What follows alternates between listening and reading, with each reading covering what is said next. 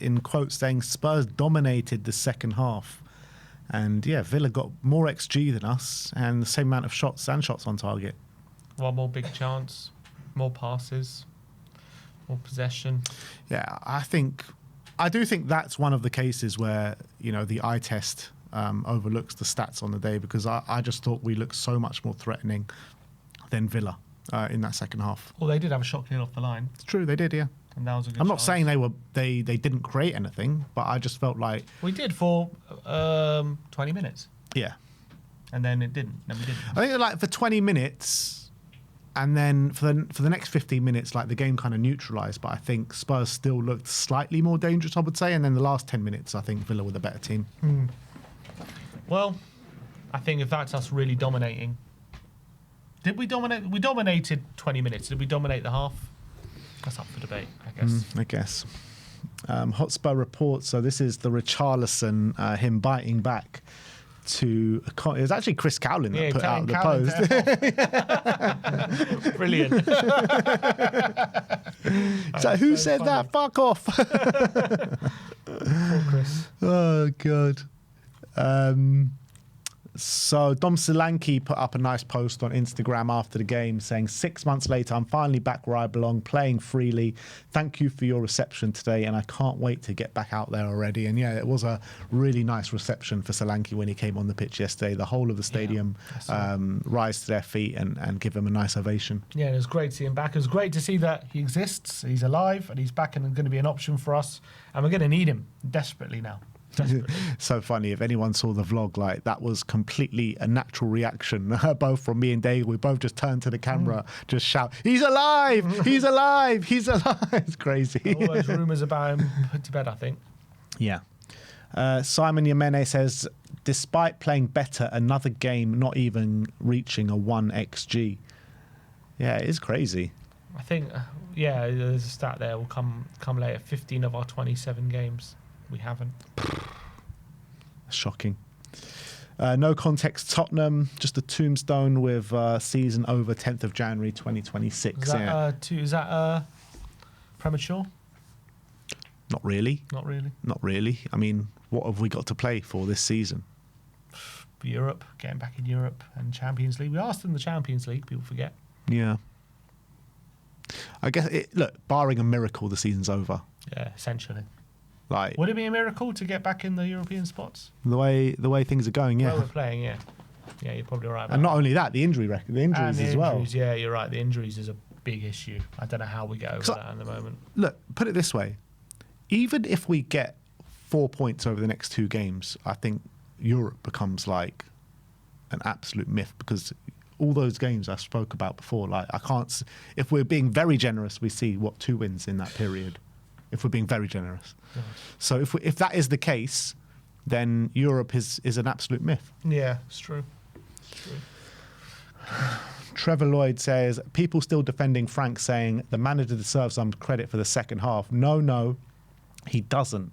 It's not good look for any manager when your first half tactic gets chucked out because they stink and you let the team express themselves. See, on another day, I might have more sympathy for him and more credit, and he gets more credit. But because of what we've seen all season, and because the first half is more similar to what we've seen the majority of games this season, he gets no credit for the second half, in my opinion. I agree. Like that's the kind of football we want to be seeing on a regular basis, and he should be able to provide that more often than not. It should be. That's kind of the rule, and the exception is we're dross. But at the moment, the rule is with dross, and the exception is we look half decent sometimes. Yeah. Spurs Statman says that's now 15 out of 27 games this season, finishing an under 1 XG. So, yeah, only 12. That means only 12 we've had over 1. It's crazy. Frank Era says Thomas Frank has won 5 of his last 20 matches as Spurs manager. That is shocking, man. 5 of 20. That's madness. God, lucky he had a good start, eh? Yeah. In terms of wins, anyway. Well, we got the 2 wins, was it, against Manchester City and Burnley. Burnley. We were having that conversation, I think it was after Everton in October. Oh, we're 3rd in the league. Yeah, Look true. how great we're doing. Yeah. Lucky, and then since then it's just fallen to absolute shit. Yeah. The Spurs stat man as well, and couple more views to show that despite the goal and the 20-minute spell in the second half, the final result was justified. Yeah, I don't think anyone can really say we deserve to go through, can they? No, we definitely didn't deserve to go through. And look, you see what that big drop-off was in the second half. That was when Scarlett came on. That's Tell coming off, yeah. And I think that literally tells the story of the game, I think. That's perfect. It's a perfect telling story of the game, I would say. Yeah, and a lot of it was managerial decisions. The first half, I think players definitely come into question and definitely are to blame somewhat, but I think majority of it is the way that we were set up by the manager.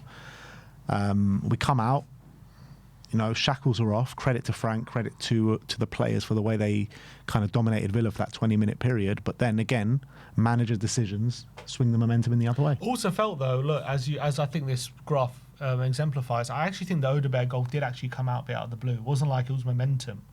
I felt like that came out of the blue and then we went for it, like after we got the goal. Like that goal really boosted us. But I didn't really see that goal coming before it came. Well, just before he scored, didn't we have that Javi shot? Or was that just after? No, just after. Just after. Fair enough. Stokey G says an even better angle as João Palhinha and Morgan Rogers clashed at full time. I mean, yeah, it really got a bit nasty at full time. So who's to blame here? So they're saying Ollie Watkins. He walked into him celebrating. Yeah, look at it. Oh yeah, he does. And look how Ollie Watkins doesn't even look back as João Palhinha. Like he knows what he's doing. He knows what he's doing, Ollie Watkins.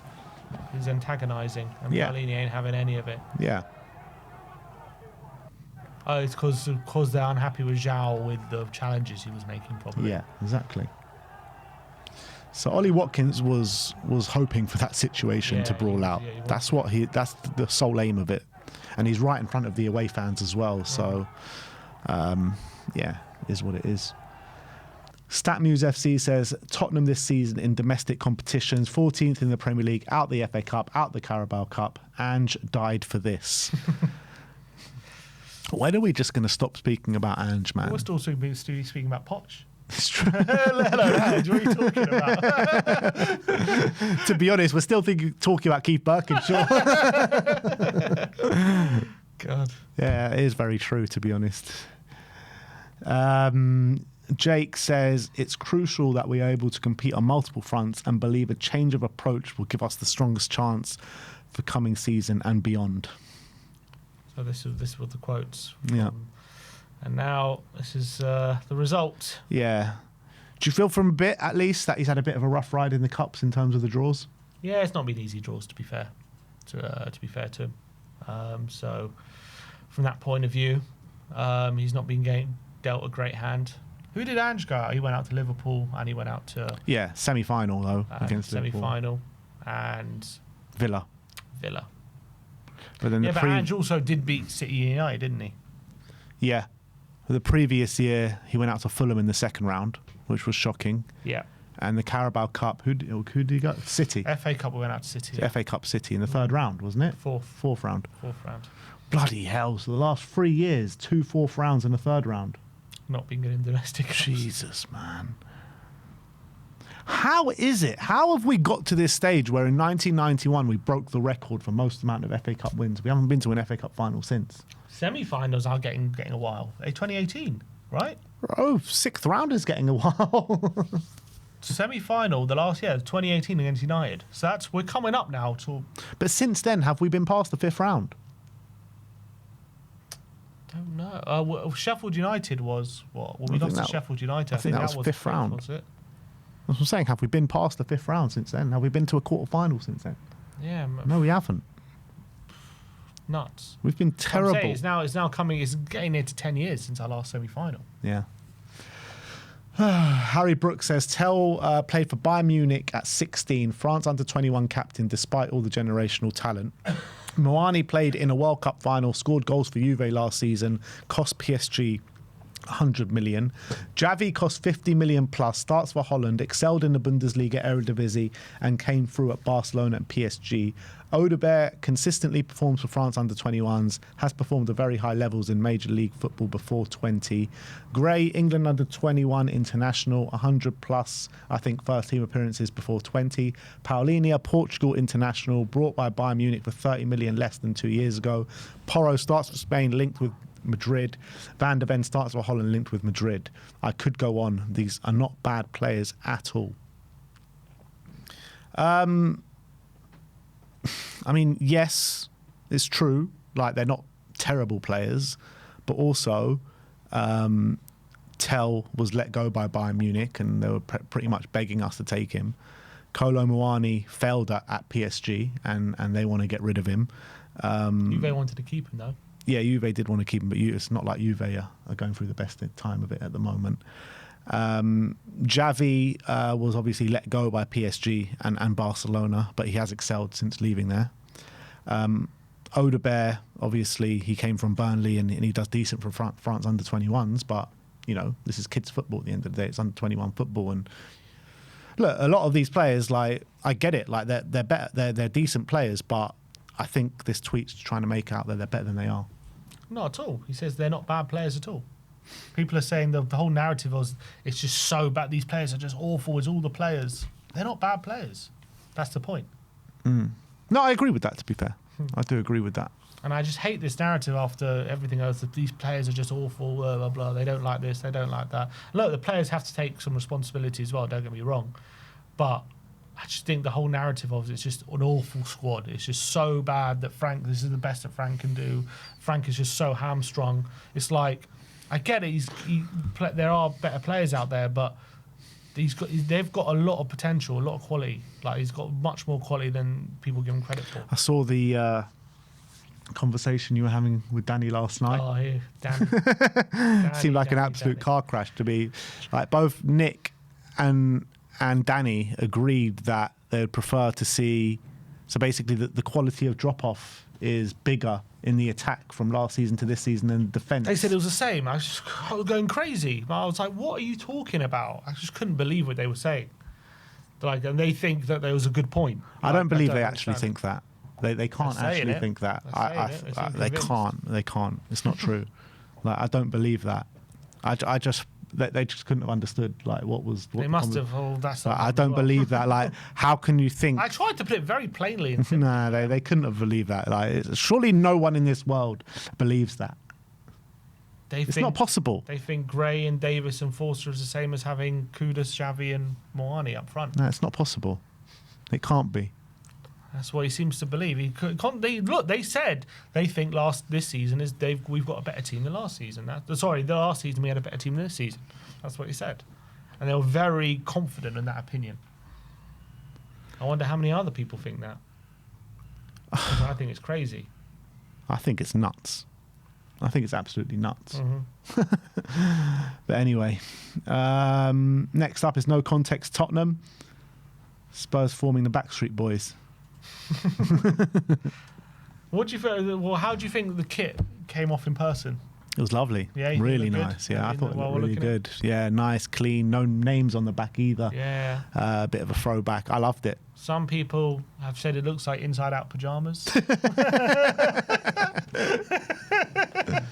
The only problem I have with it is that, again, Gooner infiltration, man. Like, this is what Arsenal have done, this exact kit over the last 3 years against knife crime. Yeah, in the third round of the FA Cup. Is it any coincidence that Vinay has come in and done this exact same thing in the first year? I see it. I see where you're coming from. I see you, Vinay. He's trying to. It's too much Gooner infiltration here. That's the only reason I didn't like it. But in terms of aesthetically, I thought it was aesthetically pleasing. But he's keeping Frank because he wants it to be Arteta.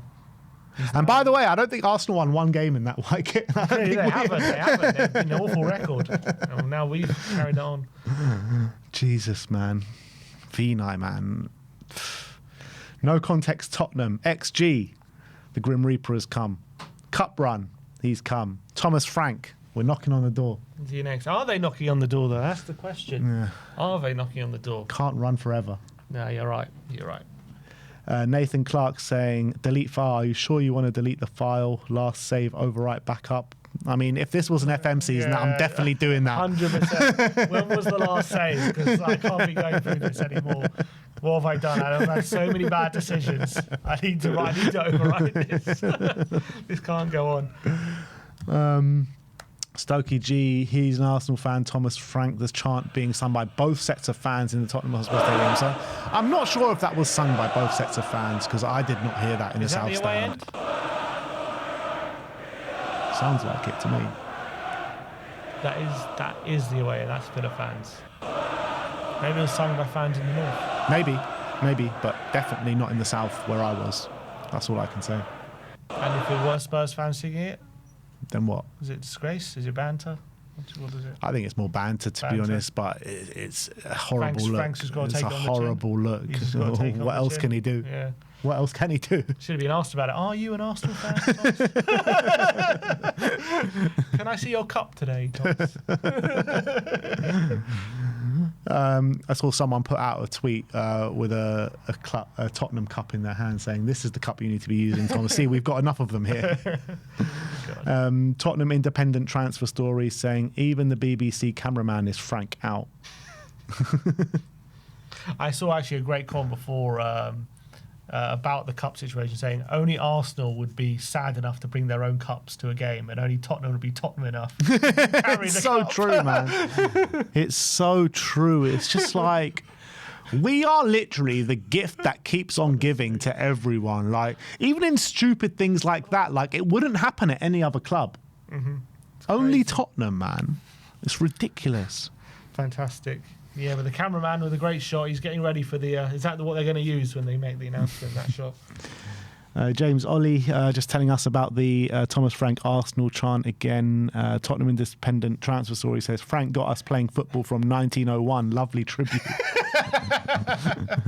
I wish we were playing push and run. What happened? I wish we were Yeah, that came long after 1901, I'll tell you that. 1901, we were a non-league side and won the FA Cup. But according to Frank, football hasn't moved on from then. Still long ball, hoof it, second balls. We don't even win the second balls. No, we don't. Spurs Watch saying, damning. Spurs lack the killer pass. Most through balls in the Premier League this season. Spurs. Morgan Rogers has more through balls than Tottenham Hotspur this season. There are 9 players who have more through balls than Tottenham this season. I know, I saw the 9 stat. players. It's crazy, man. Look how so bloody hell, Man City have 7 times the amount of through balls we have. Yeah. Even Wolves are 5 more than us. We're so far cut adrift of the through ball table. If you look at as well through ball table over the last 2 years, we must be so far cut adrift from bottom. It's crazy. Because like we were 15th last season. Mm. So yeah, no context. Tottenham. Even Kevin Danso was telling Thomas Frank where to put the players. Like we're trying to channel our inner Europa League Cup run. Is that the Amorim shot, the Ruben Amorim shot? Yeah, literally. Frank's like, these are the tactics, and Danso's moving them around saying, no, these are the tactics. He's like, actually, no, let's go forward a bit. He's like, no. We went forward too much. God, such a sorry state of affairs at Tottenham Hotspur right now. But look, that is the way the internet did react to the game. And I think that's it, people. That's it from us today.